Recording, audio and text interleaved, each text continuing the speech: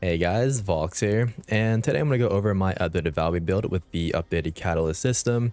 And so I've already gone through this for my Viessa and my Bunny.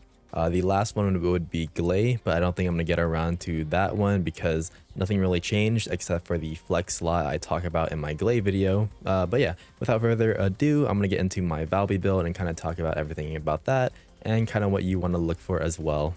First thing I'm going to show are the catalyst slots, and so previously I did have 7, and all I did was add one more for 8, so here is that if you do want to follow along. Now I'm going to get into the builds here. So for this very first one is going to be kind of the general farming build, and so the very first mod we're going to be using here is going to be Supply Moisture, and the main reason for that is because of the skill crit rate it gives. It is very good. Just having this mod in general is probably Valby's best mod, but of course everything else you kind of get from it is also beneficial. And then we do lose like the MP consumption there on the passive, but that is kind of whatever, because even without that we still have pretty good sustain. First thing we're going to talk about is survivability, and so right now I'm just running HP amp on this build. Now if you wanted to, you could do battle as stamina just to get a little bit of extra duration, but personally I don't think it's really needed. You're going to get at most 1 second on certain abilities, and then at least half a second again on certain abilities, so up to you to pick and choose between the two. I just kind of like having that extra boost of survivability there. For more consistency with our skills and just to have, better crowd control, we're going to be using skill expansion for increased range, as well as skill extension to just have the water, just last longer on the ground so that, we don't have to reapply it as often. Because we are running supply and moisture, we're going to be getting a lot of crit rate, and so what we're going to be doing to boost up both the crit rate and crit damage is adding both skill insight and skill concentration. For damage, we're going to be using focus on non-attribute and focus on dimension, and so non-attribute, plain and simple, is going to boost the skill power on all of our abilities, but then we're going to be using dimension because the two skills we should be using are our second one and our third one, but most especially the third one because this one has the highest skill power modifier for our dot damage. What's also nice about the focused on mods are the cooldown that we get, and so when we stack that with MP conversion and nimble fingers to get even more, all of our abilities are going to be pretty low on the cooldown side. But then most importantly is that third skill here, because when we do get into the liquefied state when we use it, the next stack should pretty much be off of cooldown, so that will pretty much allow for back-to-back spamming of this, which will allow for just even more crowd control capabilities. And finally, for the last mod, we're going to be using Decimator. And so this is very good on Valby because all of her skills will apply a debuff, and then when you defeat them, you'll build up those stacks to just do more damage. If you are struggling to kind of have MP sustain on this build, what you can easily do is swap that out with MP Collector, or you can swap it out with Energy Collection to just, boost up that MP recovery. And for a third option on this one, which I personally don't think is needed because everything will die, fairly quickly with this build anyway. But what you can do is swap this to an A slot instead, and what that allows you to do is put something like front lines just to boost up the crit damage, since we are going to be using supply moisture and our crit rate's going to be pretty high with that. Next up is the bossing build, and once again we'll be using supply moisture, but this time around the main focus from it is going to be that firearm crit hit rate, and the reason for that is because this build is gun focused. For survivability, we'll be using HP amp to boost that up, and then we'll also be using increased defense for some extra DR in our build. After that, we're going to build into some cooldown just so that when we do have to reapply our ability, we can get the supply moisture buff. So we've got time distribution here, and the main thing we're also getting out of this is increased HP and then nimble fingers right there. On top of that is focus on non-attribute, mainly for the cooldown, but then we do get a little bit of a damage boost to our abilities. We're keeping skill expansion and extension, same reasons as before. And then we are going to be taking out Decimator for Tightrope just so that whenever we are, 50% or lower, we do get a little bit of extra firearm attack. As I mentioned, this build is mainly a gun focused build, so we are taking a step back from, building up our skill damage. So instead of having the 2 crit mods, we are going to put those as blank slots, which allows us to fit in shot focus for extra firearm attack, and then we can fit in psychological victory just for extra DR. If you were going into pre-mades with this one, what you can easily do is swap out Psychological Victory for Conditional Recharge. That way you can get Walk a Tightrope to proc sooner.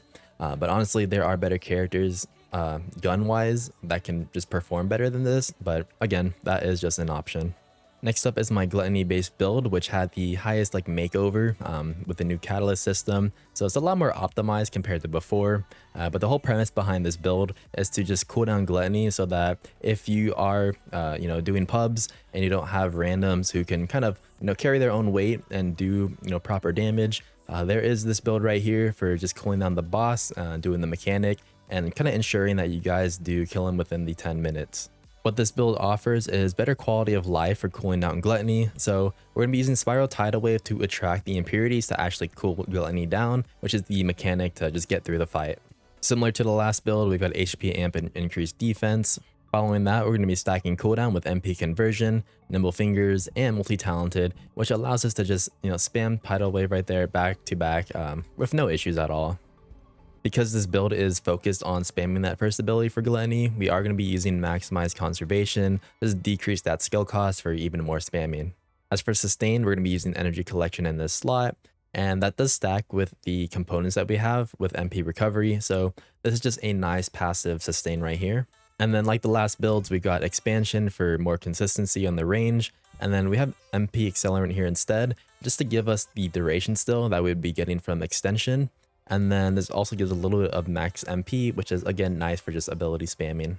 And finally, like the bossing build, we're going to be taking out the crit mods. So again, we've got Shot Focus here. And then I already talked about Multi-Talented for the extra cooldown.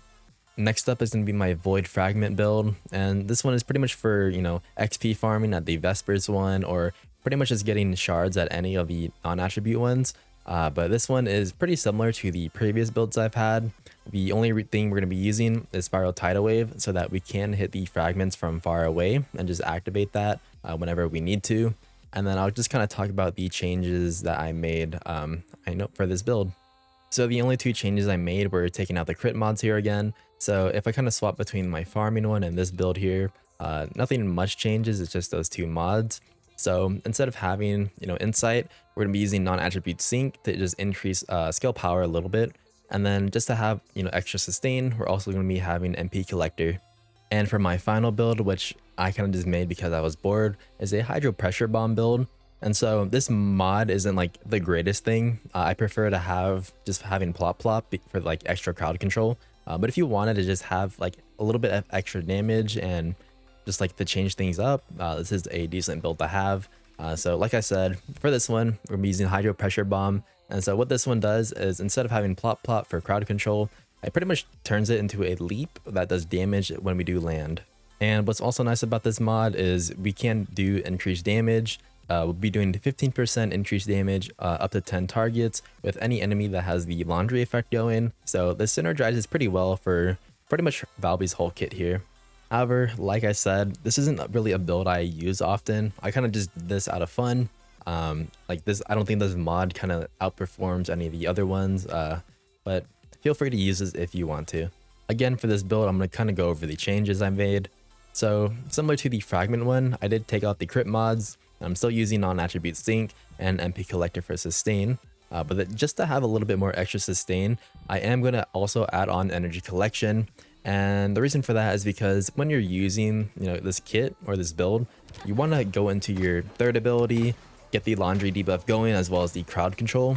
And then whenever you want to, just go into that second ability, slam down and do that damage, and just go right back into your third skill here.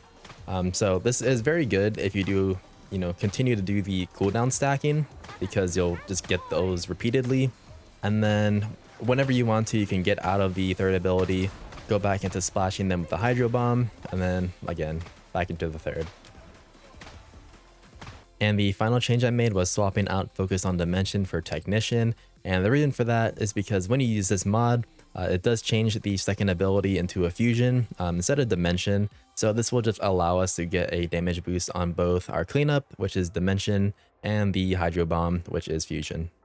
Now I can talk about the reactors for Valby, which is very simple. And so all you need is a non-attribute reactor with Dimension. Now you could also do fusion, but like I said earlier, I prefer to scale up Dimension for the third ability because that does have the highest dot modifier. As for the substats, you can have cooldown and or duration, and then you can combine those with like any like damage modifier. If you're doing the supply moisture build, you're probably going to want to do crit damage. but anything else like the non-attribute damage or dimension damage is completely fine because you can also flex that to the other builds. But you can also do like both duration and cooldown or just have one of them. Pretty much anything like that works for Valby, and that's kind of what I'm looking for in my builds here. I also want to add on that I am currently using a Thunder Cage mounting one.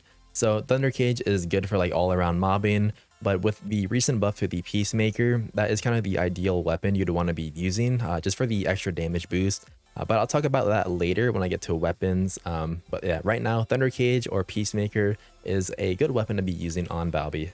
As for my components, I'm keeping it very simple. So I'm just using a full set of Annihilation, and the main reason for that is the duration, and then also the 50-50 defense HP split that you get here with this component setup. If you wanted to, you can also do like a 2-2 setup with Annihilation and something else, but personally, I don't think there's many better components out right now, and I'm just keeping it simple by doing a full Annihilation.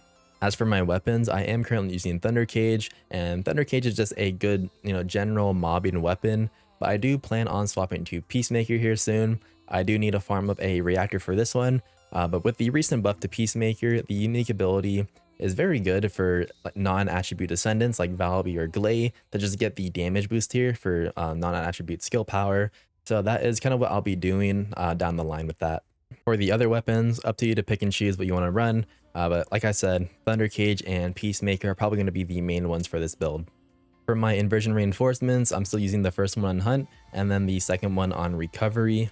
The only change I made was taking out the Survival one, because now that I have this maxed out, you don't really benefit off the passive here on the Survival one, unless you're like in a Void Intercept battle. And so what I did is I swapped that to an attribute one, mainly the second one, because this is just the simplest one to activate. All you have to do is hit an enemy with a firearm attack, and then that will apply the passive there to just get more attribute resistance. So that pretty much does it for my updated Valby build here in Season 1. Now technically my next one would be Glay, but I didn't really change much for my build on her, so I don't think it's worth kind of talking about it again. But yeah, but with that out of the way, I hope this video helped you guys out. I hope you all enjoyed, and I'll see you guys in the next one.